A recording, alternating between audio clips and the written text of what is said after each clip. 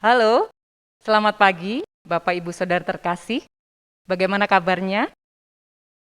Kita baru saja merayakan Paskah. Kiranya kuasa kebangkitan Kristus memberikan kita sukacita dan semangat dalam kita menjalani hari-hari kita selanjutnya bersama dengan Dia. Hari ini Selasa 19 April 2022. Mari kita mengawali ibadah kita pagi hari ini dengan menyanyikan NKB 164, Kidung yang Merdu di Hatiku.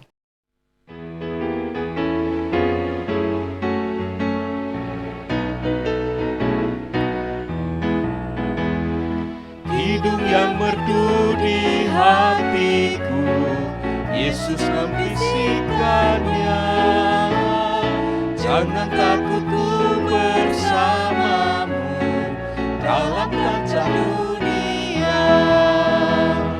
Yesus, nama Yesus, indah dan merdu, memberikan hidup yang mengisi hidupku.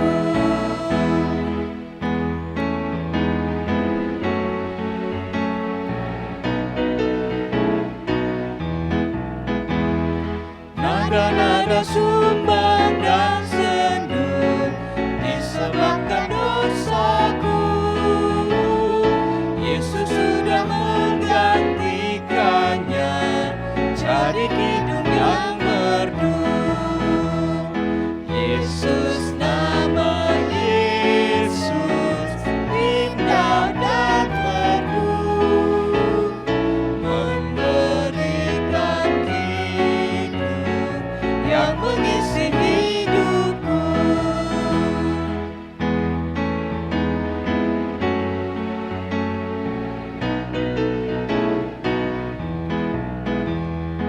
Riang atas limpah rahmatnya, dalam kasihnya teduh, sambil terus memandang wajahnya, ku nyanyikan hidupku. Yesus, nama Yesus, indah dan merdu, memberikan hidup yang mengisi hidupku.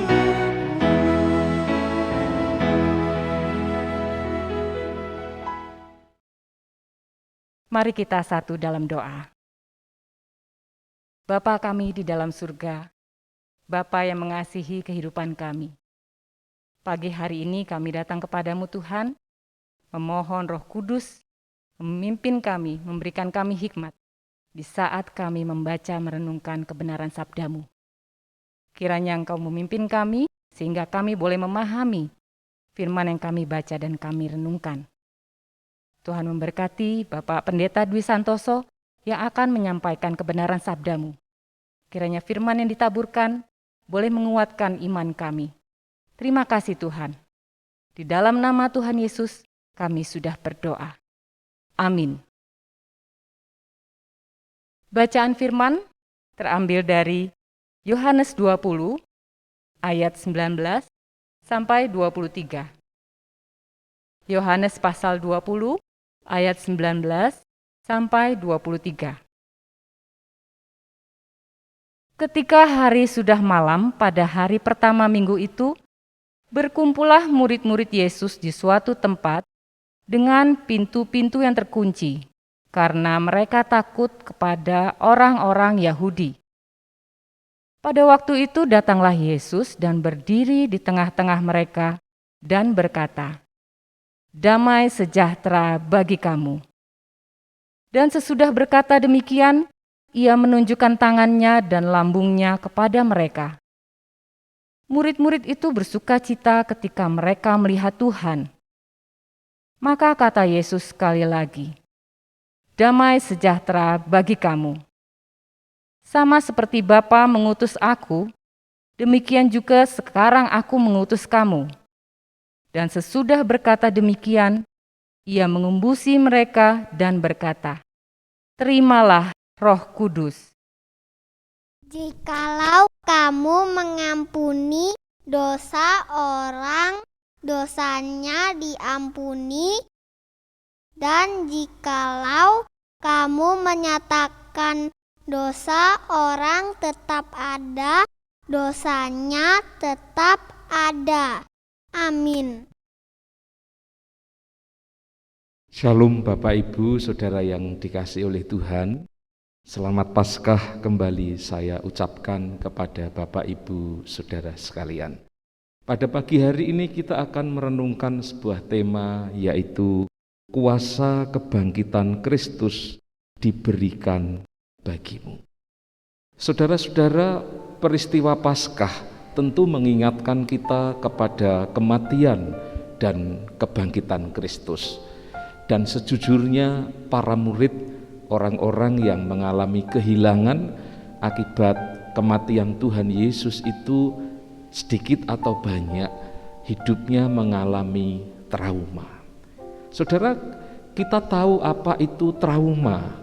Trauma adalah sesuatu respon emosi atau perasaan yang dialami oleh seseorang, diungkapkan oleh seseorang, yang kita ungkapkan ketika kita mengalami suatu peristiwa yang mengerikan atau suatu peristiwa yang menyedihkan, suatu yang tragis. Nah, nampaknya orang-orang yang mengalami trauma bisa berdampak dalam hidupnya. Mereka bisa cemas, mereka bisa takut, mereka bisa depresi. Kalau sudah pada tingkat depresi, maka seseorang yang mengalaminya perlu mendapatkan obat depresan supaya orang itu menjadi tenang. Karena itu penting bagi kita untuk mengelola suasana batin kita supaya mengalami damai sejahtera. Nah, saya kira itu juga yang dialami oleh para murid. Bagaimana peristiwa penangkapan, bagaimana peristiwa penyaliban dan kematian Tuhan Yesus itu mengguncang iman mereka.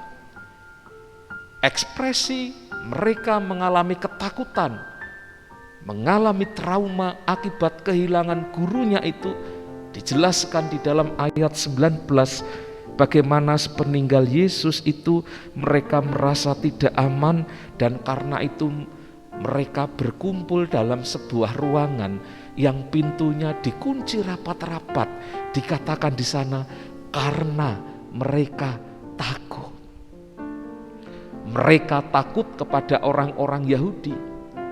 Mereka sebagian besar para murid adalah orang Yahudi, tetapi mereka takut kepada kaum sebangsanya. Karena kaum sebangsanya telah terbukti mereka melakukan tindakan yang anarkis, yaitu menyalibkan Tuhan Yesus. Orang-orang banyak yang berkumpul yang pada waktu itu menyiksa dan kemudian melakukan penyesahan, bahkan melakukan penyaliban terhadap Tuhan Yesus, terbukti mereka adalah orang-orang yang bisa berbuat keji. Karena itu saudara, kita melihat bagaimana pengalaman para murid menyaksikan Yesus yang disiksa hingga mati di atas kayu salib itu membuat nyali mereka ciut. Saudara-saudara, dan tentu mereka kemudian yang tadinya tercerai-berai, kemudian berusaha untuk berkumpul bersama-sama di Yerusalem itu agar mereka tidak merasa sendiri lagi. Mereka yang dulu berpisah sementara waktu, sekarang mereka bertemu dan bersekutu. Dan nampaknya di dalam pertemuan itu mereka lakukan secara sembunyi-sembunyi. Saudara-saudara, apakah di dalam kebersamaan itu membuat rasa takut yang mereka alami itu benar-benar sirna? Saudara, ternyata belum. Sebab penyebab yang menjadi mereka mengalami ketakutan, faktor yang menjadi penyebab itu masih ada. Orang-orang Yahudi yang telah mengakhiri hidup guru mereka, rupanya yang menjadi penyebab bagaimana para murid itu masih mengalami ketakutan. otoritas yang besar yang diberikan oleh imam-imam kepala kepada orang-orang Yahudi itu membuat para murid menjadi mengalami kurang aman. Apalagi kalau mereka dihubung-hubungkan dengan Tuhan Yesus yang diadili dan disalib karena diduga menyebarkan ajaran sesat, karena Tuhan Yesus memberikan pengampunan kepada orang yang berdosa, maka sewaktu-waktu ancaman itu bisa muncul. Dan karena itu, saudara, sekali lagi mereka berkumpul dalam ruangan yang terkunci rapat-rapat. Mereka lemah, mereka tidak berdaya, tidak punya kuasa melawan keadaan. Mungkin kita belum pernah mengalami situasi yang seperti itu, Bapak Ibu. Tetapi kita bisa membayangkan bagaimana betapa takutnya mereka menghadapi keganasan dan keberingasan massa yang telah terbukti membunuh Yesus secara keji. Saudara, dalam situasi yang seperti itulah Tuhan Yesus hadir menyapa mereka. Tuhan Yesus berkata, damai sejahtera bagi kamu. Mereka yang ketakutan itu ditenangkan. Para murid yang kehilangan gurunya itu mendapatkan kembali karena Yesus, guru mereka, menjumpai mereka. Mereka yang sebetulnya gagal menunjukkan kesetiaan itu bukannya ditegur oleh Yesus gurunya, tetapi justru diberkati Yesus dengan mengatakan damai sejahtera bagi kamu. Anugerah Tuhan Yesus melampaui kegagalan para murid itu. Dan dari tindakan Tuhan Yesus itu kita belajar prinsip anugerah Tuhan. Bahwa anugerah Tuhan itu, saudara, adalah sesuatu tindakan Tuhan yang diberikan kepada kita yang mendahului respon iman kita. Bapa memberikan putranya Tuhan Yesus Kristus bagi kita, mati menebus kita dari dosa ketika kita masih berdosa. Saudara yang terkasih, dan bukan hanya itu, di ayat 22 dan 23 Tuhan Yesus juga memberikan otoritas yang penuh kepada mereka melalui Roh Kudus. Bahkan mereka diutus dengan otoritas penuh, termasuk diberikan otoritas untuk mengampuni. Di sini Tuhan Yesus mengajarkan bahwa hidup baru di dalam kuasa kebangkitan Kristus itu bukan lagi hidup di dalam ketakutan, bukan lagi hidup di dalam kepahitan, balas dendam kepada orang-orang yang mungkin menyebabkan para murid itu menderita, kehilangan gurunya. Tetapi Tuhan Yesus mengutus para murid dengan anugerah yang penuh, termasuk dikatakan di sini tentang otoritas untuk mengampuni. Yesus telah menjadi pendamai, dan karena itu para murid diutus juga untuk menjadi para pendamai, para pengampun. Saudara-saudara, sama seperti Bapa mengutus Tuhan Yesus dengan otoritas yang penuh, Tuhan Yesus juga mengutus kita dengan otoritas yang penuh.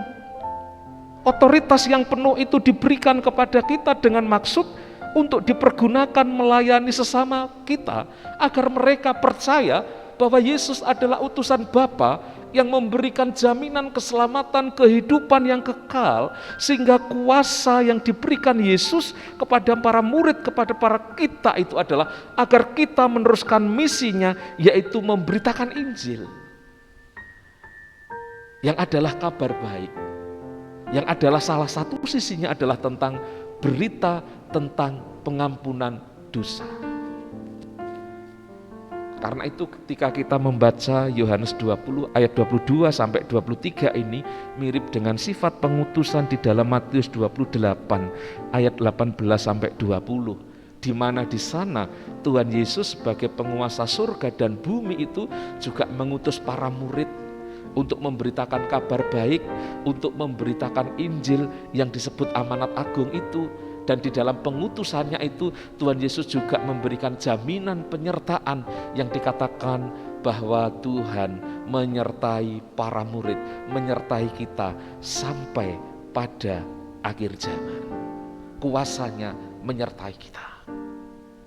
Saudara-saudara, ada satu hal yang saya kira patut kita ingat, bahwa otoritas atau kuasa itu akan menjadi nyata di dalam hidup kita jikalau hidup kita benar-benar meniru Tuhan Yesus yang hidupnya senantiasa bergantung kepada Bapa, yang hidupnya menjadi pelaksana kehendak Bapa.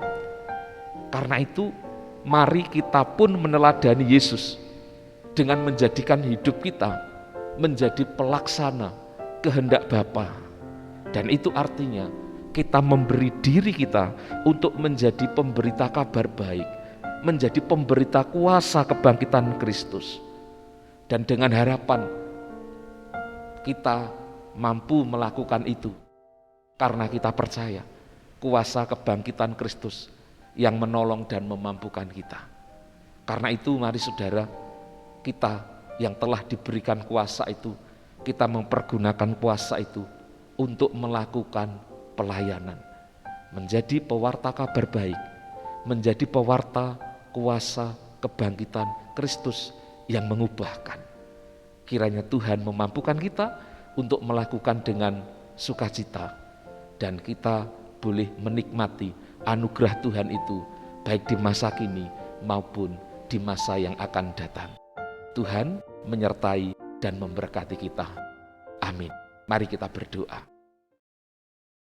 Tuhan Yesus, terima kasih pada saat ini kami diingatkan akan kuasa kebangkitan Kristus yang mengubahkan kehidupan kami, memberikan ketentraman kepada kami supaya kami tidak dikuasai ketakutan, memberikan kuasa kepada kami untuk menjadi pembawa kabar baik, bahkan memberikan kuasa kepada kami yang salah satunya di dalam kabar baik itu adalah memberikan pengampunan kepada setiap orang yang berdosa. Dan kiranya kuasa yang Tuhan berikan kepada kami ini boleh kami pergunakan dalam hidup kami. Sebagai anggota jemaat-Mu di GKI Batu, kami boleh melakukan itu dengan baik, dengan penuh sukacita dan dengan penuh sukarela. Biarlah setiap orang yang mengikuti ibadah online ini dapat menerapkan kebenaran firman Tuhan, sehingga kepada kami semuanya yang telah diberikan Roh Kudus, kami boleh menjadi saksi-saksi kebangkitan Tuhan Yesus. Kami menyerahkan kehidupan kami sepanjang hari ini ke dalam tangan-Mu, Bapa. Terima kasih untuk setiap kebenaran firman Tuhan. Saudara-saudara, arahkanlah hatimu kepada Tuhan dan terimalah berkat-Nya. Damai sejahtera Allah yang melampaui segala akal akan memelihara hati dan pikiranmu di dalam Kristus Yesus. Damai sejahtera yang mengalir dari Allah Bapa, Putra dan Roh Kudus menyertai hidupmu sekarang dan selamanya. Amin.